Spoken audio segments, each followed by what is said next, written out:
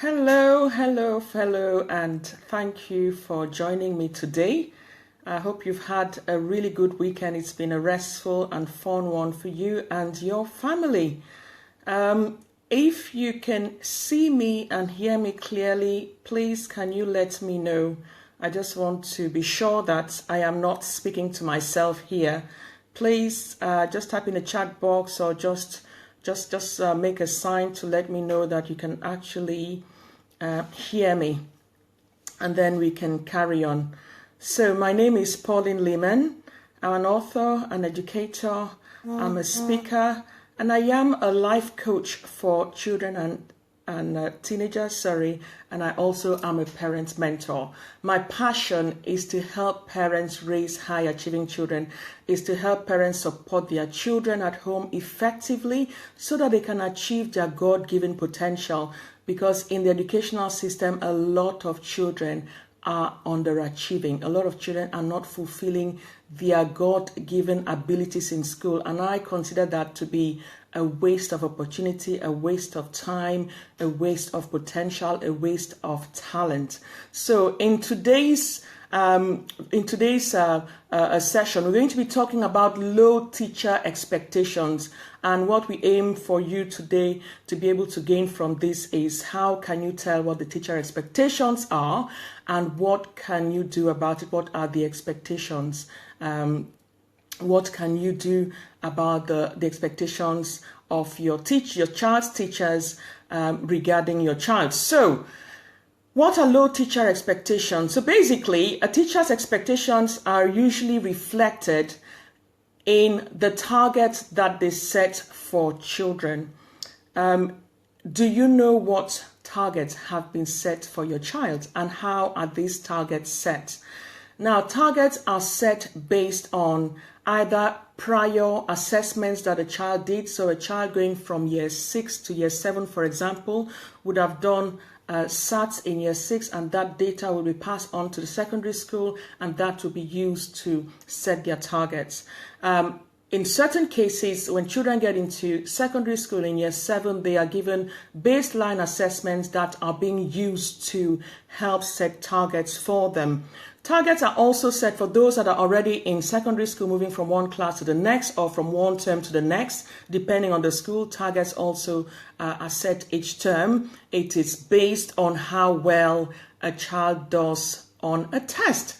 Also, targets are set based on a teacher's professional judgment of a child in terms of how well they complete classwork, how well they complete homework, how well effectively they are engaged in the classroom. Do they pay attention?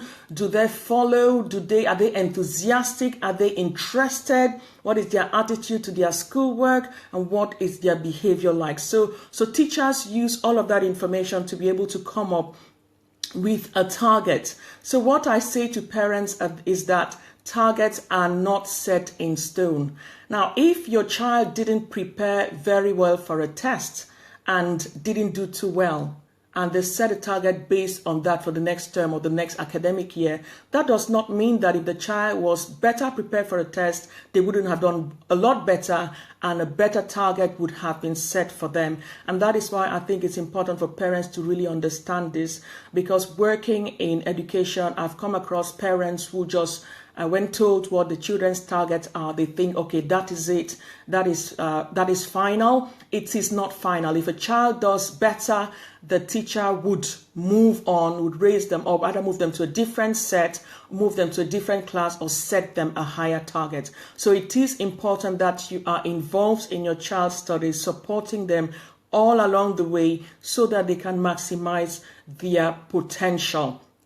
Now, it's also important for you to understand how attainment is reported in your child's school, so that you know where your child's school believes your child is up to.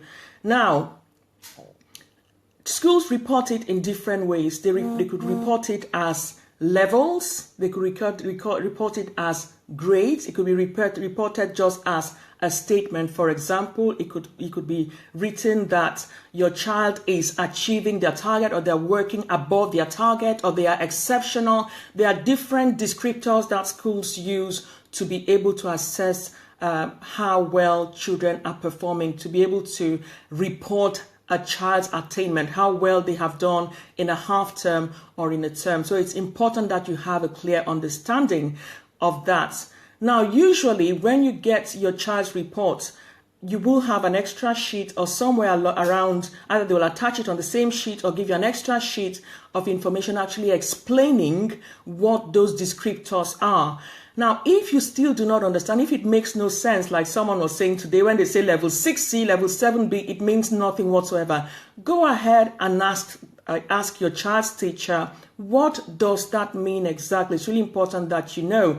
Now, I think it's even more confusing when they use descriptors such as exceptional, good, and average. It doesn't really mean a lot.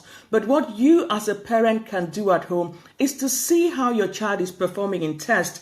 They've done a test, they've brought back the results in terms of numbers, because I believe that when we see numbers, that gives us a clearer picture of how well a child is doing. So if a child is getting 50% in a test, then you know that they are average. However, whereas in a based on a descriptor, okay, it may be above average, but based on the numbers, you can know that, okay, my child is working at around 50-60%, and based on that information, now you can encourage your child and support your child to be able to, aim higher. So this is about what I think you really need to understand as a parent when it comes to your child's, how attainment is reported and what your child's target are. And please bear in mind, these are not set in stone. I've taught pupils who achieve higher than what is targeted for them, and they are surprised. Why should they be achieving higher than what their target is? They can achieve higher if they study more. Okay, so please support your child so that they can achieve and maximize their potential. So now we know how these targets are set. Okay, what can you do about it? What is possible for you to do? I believe that if we leave as parents, if we leave it all to the school, then you are letting the school determine your child's future. The school thinks your child is a level 4, and you're happy when they tell you that they are achieving level 4 and that they are doing well. But you need to work with your child and set a high target. I believe in goal setting. Goal setting is such an important tool that as parents, every term you need to go through the process, set goals, educational goals for your child. Not just educational, it could be goals in everything. It could be to do with behavior, because your child's behavior also does affect your learning. Hi, Fina. Thank you for joining us today. Hi, Ahino. Thank you for joining us. Good to have you on board. So, I was talking about raising the bar for your child. Now, the starting point is the targets your child's school sets for them. Use that as a baseline and then take it higher, okay? I like the quote from Les Brown that says, people fail in life not because they aim too high and miss, but because they aim too low and hit. If you set a higher target for your child, then hello, Vanessa. Thank you for joining us today. So if you set a higher target for your child, even if they don't quite get there, they will achieve something very close to that. So please, let's sit down with our kids at the start of the school term and set targets, which we review at the end of the term. I'll talk about target setting at another time. So raise the bar using the teacher's targets as a baseline. And then the next thing you need to do is to actually support your child to rise up to the target set. So if, for example, your child is achieving a 50% in the test at the minute. Hello, Joe Montfort. Thank you for joining us. So if your child is achieving 50% in a test, for example, then you can actually take it up to maybe 55 or 60%, depending on how you as a parent assess your child's ability. To be honest with you, I do not expect you to set a child a target of 80 or 90 if they are starting from 50. We'll take it step by step. We say for the next test, maybe in the half term, move from 40 to 45%, and then in the next half term, aim to go from 45 to 50 in a stepwise manner. Some children will make faster progress than others, but it is very important that you support your child based on their ability, not based on what other people are doing. That we, in the process, we do not compare our children, because it ends up making them feel down, feeling low, feeling not good enough. But your child, each child has got ability. Let's just support them. Let's help them to move from where they are to where they need to be. I believe that the brain is like a muscle. You know, for those who Fina there, she goes to the gym quite a lot. But for me, when I started going to the gym, the first day my whole body really pains really badly. But as I carried on, eventually my muscles became stronger. My muscles started growing. I'm not there yet. I'm still on the journey, you know. But what I'm saying here is that the brain is like the muscle. The more we exercise it, the more we challenge it, the more we expose our children to new experiences, to new learning opportunities,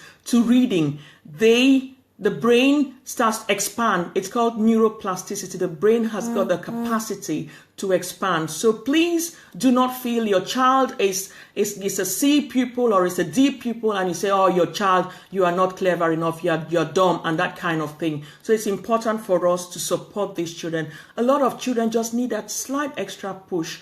And research has shown over and over and over again that children are best placed to succeed in their studies, to do well in their studies, when parents are actively involved in their studies. So how do you support them? It's about creating the routines at home, providing the support if you can, using the resources that are available online, helping them, maybe using teachers, and so on. There's so many things that obviously we'll be sharing as we go along. So my encouragement for you today is this.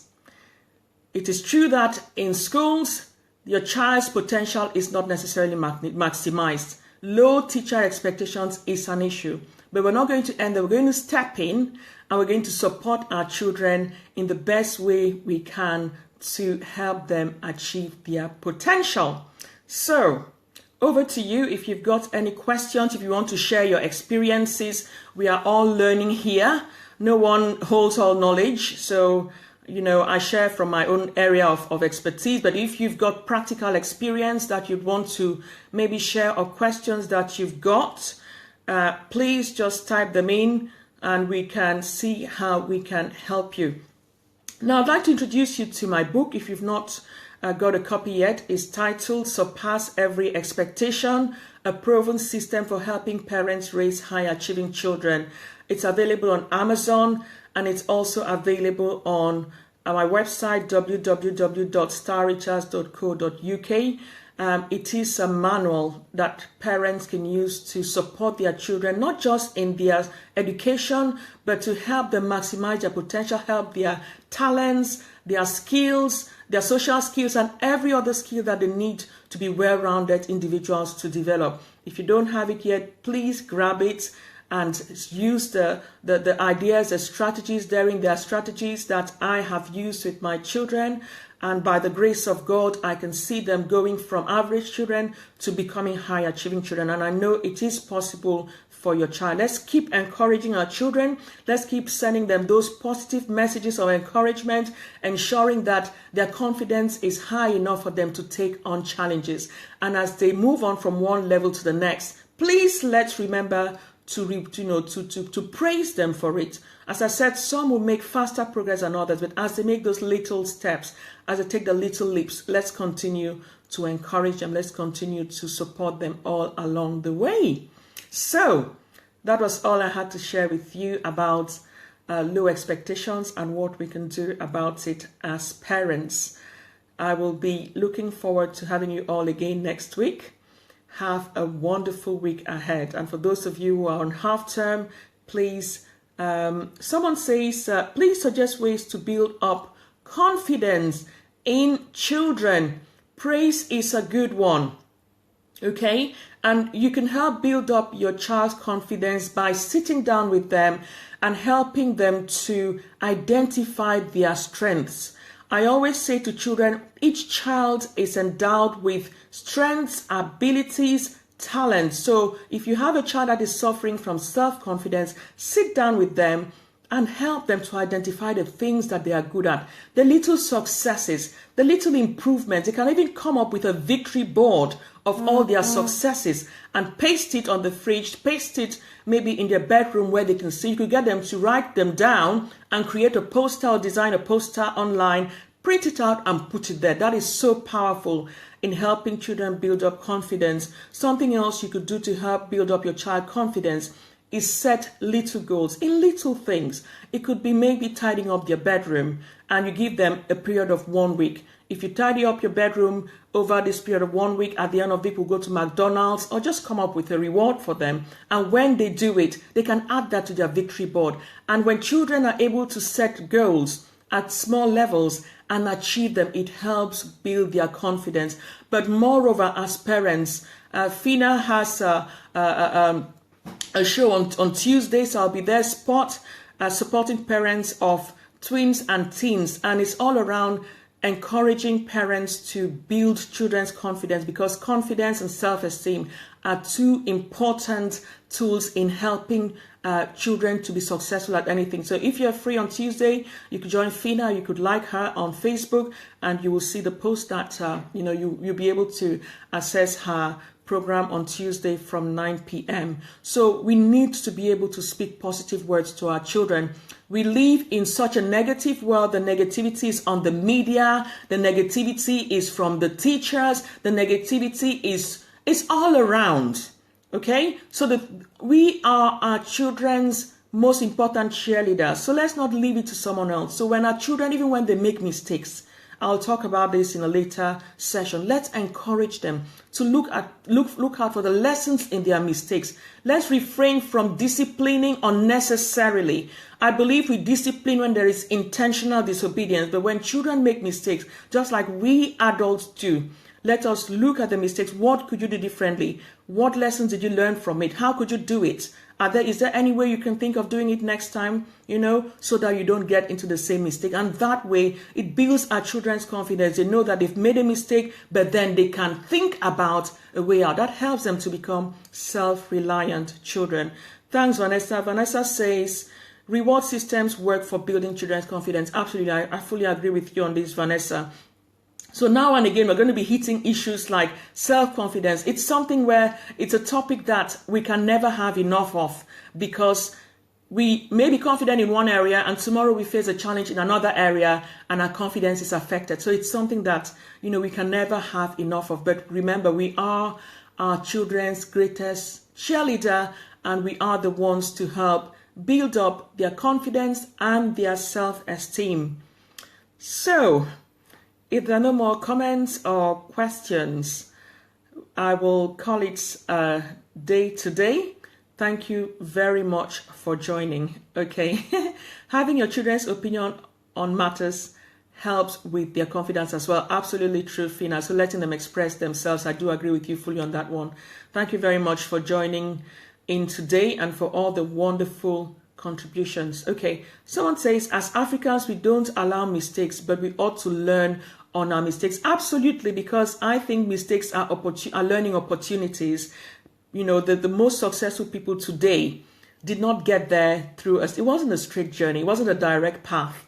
They made mistakes and they learned from their mistakes. And we need to ensure as parents that we are doing the same. I told our children we will never discipline them for mistakes they make or failures. If a child fails an exam, I've seen parents hitting children because they are studying and they're not getting it. We can't hit children. Once we start to hit them, we start to threaten them. They associate learning with that kind of behavior. They don't learn because they love learning. They are afraid, and usually their minds close up. So let's take on a positive strategy in our parenting. It's something, you're right, Ade, it's something that, as parents, we need to learn. As parents, we need to empower ourselves as well to be able to support our children effectively. So Ade says, even adults as well, we learn from our own mistakes too. Absolutely, I do agree with you on that one. Awesome, awesome, awesome. Thank you for all the wonderful contributions you have made today. And we will be coming together again next Saturday. Again, we are really looking at the issues around pupil underachievement, because we want our children to be able to achieve their potential, not just in their studies, but we want them to develop their talents, the skills, everything nurtured so that they are well-rounded individuals. So we're going to be looking, talking each week, spending 10-15 minutes talking about issues that we can then go on and try out during the week. So this week, if you were the parent that was a bit negative for children, maybe try it out, try positivity and see how it works. Okay, have a wonderful week and God bless you. Bye-bye.